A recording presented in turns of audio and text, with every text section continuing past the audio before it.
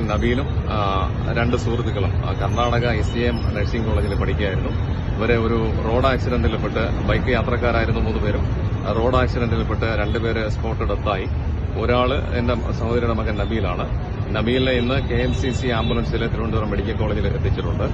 Tripura collector Shri Saju Waheed IAS മുഖേന TA Jafar, കർണാടകയിലെ civil service ഉദ്യോഗസ്ഥൻ ശ്രീ TA ജാഫർ അവർകൾ മുഖേന KMCCയുടെ നൌഷാദ് മേലേക്കണ്ടി എന്ന അദ്ദേഹത്തെ കോൺടാക്ട് ചെയ്യും.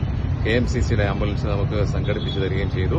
വളരെ മികച്ച സർവീസാണ്. നഴ്സിംഗ് സ്റ്റാഫ്, എക്സ്പീരിയൻസ്ഡ് നഴ്സിംഗ് സ്റ്റാഫും വളരെ മികച്ച ആംബുലൻസ് ഡ്രൈവറുമാണ് നമുക്ക് ലഭിച്ചത്. ഞങ്ങൾ പ്രതീക്ഷിച്ചതിനേക്കാളും വളരെ നേരത്തെ അവർ തിരുവനന്തപുരം മെഡിക്കൽ കോളേജിലേക്ക് അഡ്മിറ്റ് ചെയ്യാനായിട്ട് എത്തിച്ചിട്ടുണ്ട്.